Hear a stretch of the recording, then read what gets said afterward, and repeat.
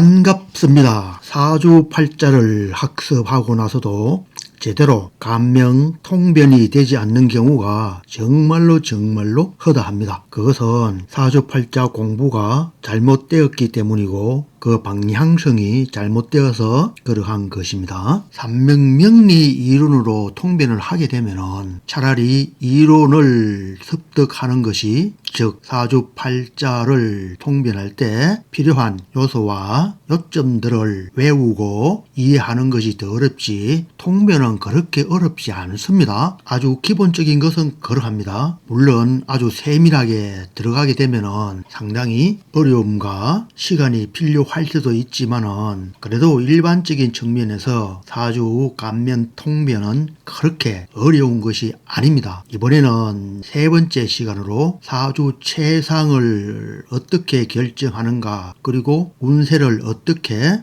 적용시키는가에 관한 내용을 알아보도록 하겠습니다. 사주를 먼저 통변할 때 필요한 그 요소 요점들은 저번 시간에 음양을 이야기했죠. 음이 강하느냐 양이 강하냐 이에 관한 이야기를 했었고, 그리고 또 필요한 게 십성의 특성입니다. 그리고 기세의 성립, 이것이 필요하고, 만약에 직업이나 그 해에 일어나는 사건에 관해서는 간지의 상호관계, 곧 신살이라든가 그 외에 천해라든가 합이라든가 또는 충이라든가 이러한 관계를 잘 알아야 되고, 그리고 이번 시간에 이야기할 것은 어느 시기에 돈을 많이 벌고 어떠한 사람이 재물을 많이 얻게 되고 관직에 임하게 되고 또는 거지가 되고, 이런 되고 이루어지고 이루어지지 않는 이러한 것에 관한 내용을 먼저 살펴보도록 하겠습니다. 되고 안 되고와 어떠한 일에 관한 사건, 이것을 구별하여야 한다는 것입니다. 되고 안 되고 하는 것은 십성의 특성과 그에 의한 기세의 성립으로 충분하게 알 수가 있습니다. 이 사주를 보면은 경금일간이 있고 월간에 병화 칠살이 있어요. 그리고 시간에도 병화 칠살이 있죠. 칠살이 두 개가 있고 일지에 인이 있고 연지에 오가 있고 시지에 술이 있어요. 인, 오, 술, 삼합국이 되어 있는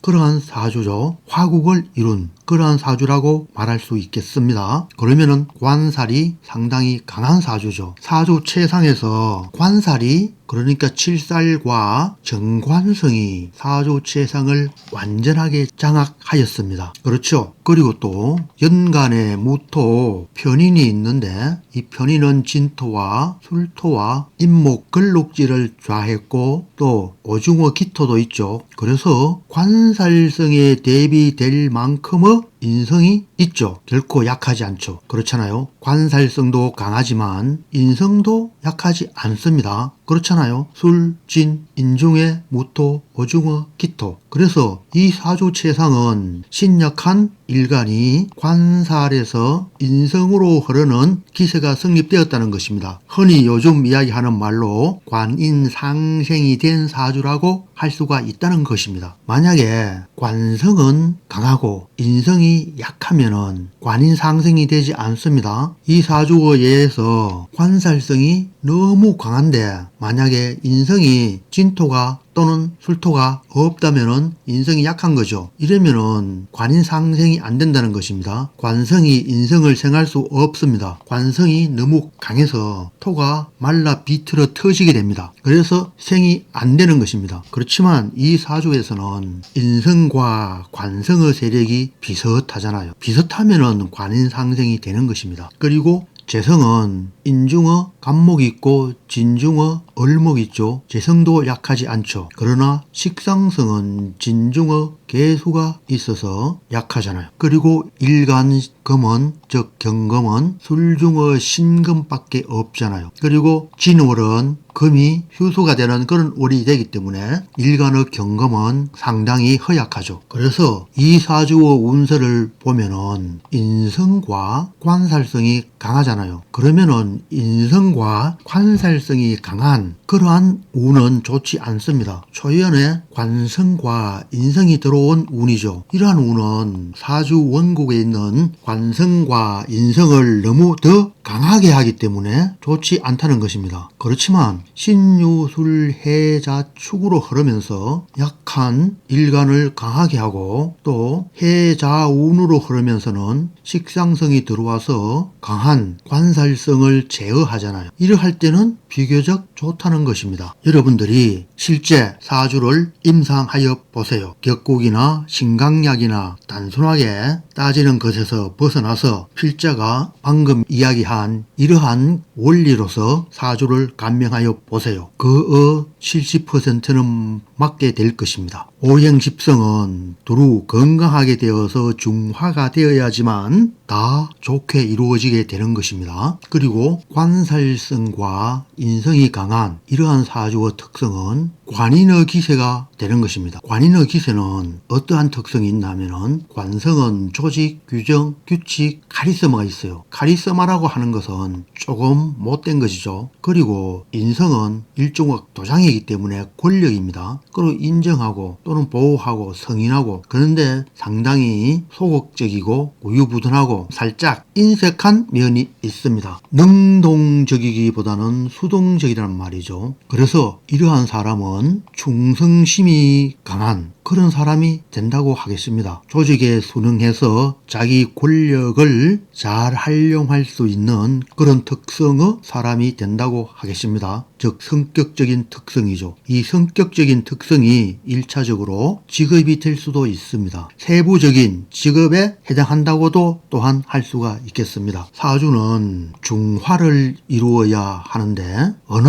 책에서나 어느 고서에서나 또는 어떠한 사람도 다 중화를 하여야 한다고 이야기합니다. 그런데 이론마다 중화를 이루는 대상이 다릅니다. 자평진전의 원령 격국을 공부한 사람은 격국이 중화가 되어야 한다고 하고 억부론을 주창하는 사람은 일간의 신강력을 기준으로 해서 중화를 이루어야 한다고 하는데 이거 다 틀린 것입니다. 잘못된 것이에요. 필자가 근 10년 동안 공부하고 연구하였지만 답이 없는 허공의 이론이라는 것을 깨달았습니다. 공부하는데 발전도 없게 되고 또 적중률도 매우 낮습니다. 그러면은 어떠한 것을 중화를 이루어야 하나 하면은 오행십성의 각각의 기준으로서 이 각각을 기준으로 하여서 오행 자체가 5개 이 자체 이게 어느 것이 강하고 이렇게 편중되지 않고 다 같이 그 역량이 어느 정도 평균적으로 이루어졌을 때 이렇게 된 것을 중화의 기준으로 잡아야 한다는 것입니다. 금도 강하고 수도 강하고 목도 강하고 토도 강하고 이렇게 오행이 다 강하게 되어서 중화를 이루는 어느 한 오행십성이 편중되게 강하고 이렇게 되지 않고 오행십성이 두루 건강하게 되어서 중화가 되어야지만 된다는 것입니다. 보통 사람들이 이야기하는 현대에서 유행하는 이론에서 이야기하는 그 중화가 아니죠. 십성의 중화는 곧 오행의 중화와 같은 거죠. 재성이 너무 강하여도 안 되고 인성만 너무 강하여도 안 되고 재성, 관성, 인성, 식상성, 비경급 이게 다 두루 건강하여야지만 중화가 된다는 것입니다. 필자가 조금 전에 이야기한 운세의 흐름에서도 최상의 각 오행 십성의 강약 왕세를 기준으로 해서 약한 오행이 있을 경우에 이 오행이 건강하게 되는 운이 들어오면은 중화를 이루어서 아주 좋게 이루어지는 운세가 된다. 이렇게 하였잖아요. 초연은 사오미로서 관살성이 강하고 인성도 강하기 때문에 좋지 않죠. 왜 좋지 않을까? 사주 최상에서 관살과 인성이 너무 강하기 때문에 다시 강한 대운이 들어오면은 심하게 편중되게 되죠. 중화를 이루지 못하게 되죠. 이렇게 되었을 경우에는 절대 발전을 할 수 없습니다. 세운도 마찬가지로 이러한 기준으로서 적용을 하면 되겠습니다. 대운에서 관살성이 들어와서 사주 최상에서 이루어진 관살성을 더 강하게 하여 나쁜데 세운에서 금수로 흐르면은 그 나쁜 징조가 상당히 감해져서 매우 흉한 것은 아니라는 것이죠. 만약에 다시 세운에서 사오미가 들어와서 관살성을 더 강하게 하게 되면은 아주 흉한 징조가 되어서 실제 흉하게 되는